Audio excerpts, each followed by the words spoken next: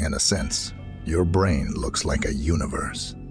You are walking with a working and expanding universe in your head, though that's a different topic.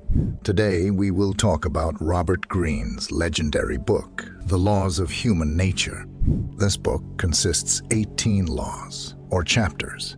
We will expound and explain each of them with a Stoic lens. We're starting this new series. We've already completed the 48 laws of power. This is now the law of irrationality, the law one in human nature. So, sit back, relax, and let's dive in on another journey into the human psyche. Chapter 1. The Web of Emotion. Human beings often pride themselves on their ability to think rationally, to weigh options with care, and to make decisions guided by logic. Yet beneath this facade of reason lies a more potent force: emotion. Emotions, though intangible and fleeting, wield power over our thoughts, decisions, and actions in ways we scarcely recognize. This is the first law of human nature, the law of emotional domination. Think of emotions as a river, constant and flowing, but capable of storms that disrupt the calm. People imagine themselves steering their thoughts like a boat against this current, but in truth, they are often swept along, unaware of the pull. What we see as rational thought is frequently the justification of decisions already shaped by our inner tides. Psychology has long affirmed this truth. The 1994 study by Antonio Damasio on decision-making and emotion revealed how individuals with damage to emotional centers of the brain struggled to make even basic choices.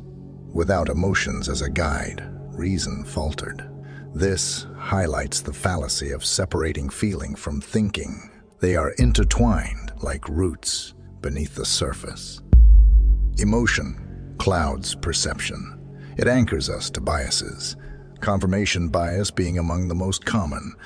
We cling to ideas that affirm our beliefs, not because they are true, but because they feel secure. This is not wisdom. It is a shackle. To live wisely is to see these emotions not as masters, but as signals. A Stoic would say, do not suppress your feelings, but temper them with awareness. Recognize their weight, yet do not let them tip the scales of your judgment. Emotion is not the enemy. Ignorance of its power is. Mastery begins when you acknowledge this truth and start to untangle the web.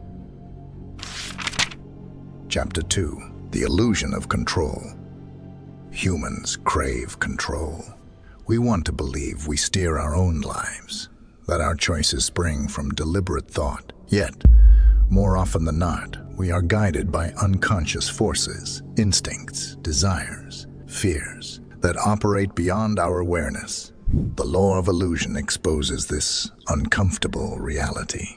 Much of what we call control is an illusion, a veil drawn over the chaos within. Picture a rider atop a horse. The rider believes they direct the path, but it is the horse, the primal, emotional part of us, that chooses the direction. The rider merely justifies the journey afterward, rationalizing what has already occurred. In the same way, we tell ourselves stories about why we made certain decisions, blind to the deeper forces at play. Cognitive biases amplify this illusion. Take the Dunning-Kruger effect, 1999, which shows that those who lack knowledge often overestimate their abilities. Why? Because the mind protects its sense of control and competence, even when unwarranted. This self-deception is comforting, but dangerous. It blinds us to our limits and undermines growth. Stoicism offers a stark but liberating truth. Control is limited. We cannot dictate the events of life, only our response to them. Epictetus reminds us that true power lies in mastering our judgments, not external circumstances. When we accept this, we stop wasting energy on what cannot be changed and focus instead on what is within our grasp, our thoughts, actions, and choices. The illusion of control is seductive but brittle. True strength lies in seeing the chaos for what it is and navigating it with clarity. The world may not bend to our will, but our will can adapt to the world. Chapter 3. The Seduction of Validation. At the core of human nature lies a deep yearning, the desire to be seen, heard, and valued by others. This craving for validation is not inherently wrong. It binds us to society and gives meaning to our actions. But when it governs us, it becomes a trap. This is the law of validation, the tendency to seek worth in the eyes of others, often at the cost of our own clarity and integrity. Imagine a mirror that distorts your reflection. Relying on external validation is like depending on that mirror to understand yourself. It shows you not who you are, but how others perceive you or how you think they perceive you.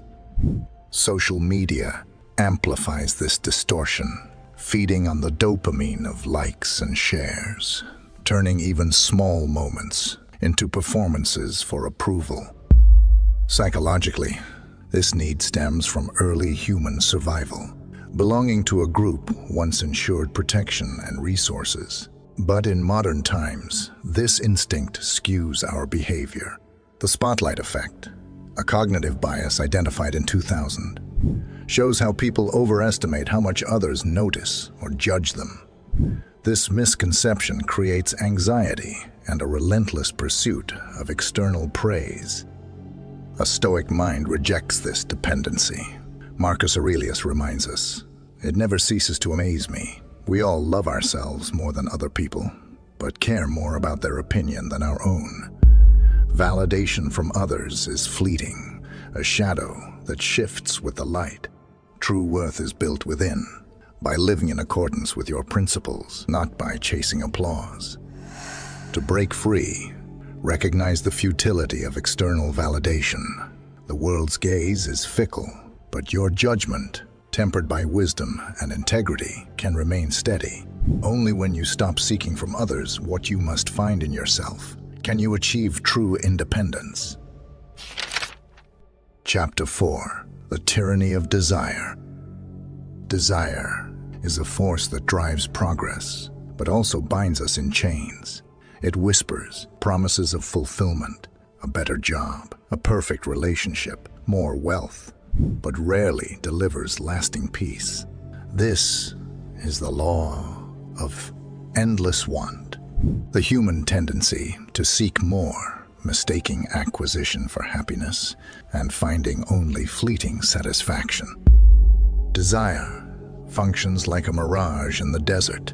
It seems real from a distance, beckoning you forward, but as you approach, it vanishes, replaced by another shimmering goal on the horizon. Psychologists term this the hedonic treadmill, a concept first articulated in 1971. The premise is simple. No matter how much we achieve or acquire, our baseline level of happiness quickly resets. The new car, the promotion, the dream home, they all lose their luster as we hunger for something else. This endless pursuit is not harmless. It erodes contentment and fosters comparison. Social comparison theory, 1954, highlights how people measure their worth relative to others, often fueling envy and dissatisfaction. A neighbor's success or a peer's good fortune becomes a mirror reflecting what we lack. The Stoic sees desire for what it is, a thief of tranquility. Epictetus advises us to focus not on controlling external things, but on mastering our inner response to them. By wanting less, or better yet, by aligning desires with what is within our power to achieve, we liberate ourselves from the tyranny of want. True freedom lies not in satisfying every craving, but in understanding its nature. Desire is a fire. Feed it recklessly, and it consumes. Tend it wisely, and it warms. The choice is ours, but mastery requires clarity and restraint. Chapter 5. The Mask of Identity. Identity is both a compass and a cage.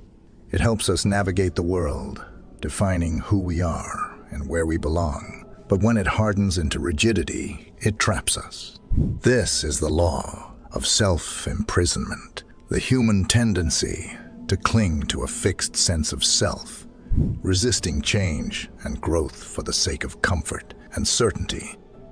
Think of identity as a mask, one you craft over time from beliefs, experiences, and the expectations of others. It offers protection, shielding you from uncertainty. Yet, as you wear it, the mask begins to define you more than your essence.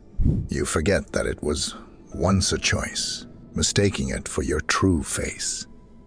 Psychologically, this rigidity stems from the brain's preference for consistency. Cognitive dissonance theory, Festinger, 1957, shows how humans avoid conflicts between their actions and beliefs. Admitting change often feels like betrayal of the self, even when it leads to growth. We hold on to old narratives. I'm not creative, I can't lead, this is who I am, because they feel safe, even when they no longer serve us.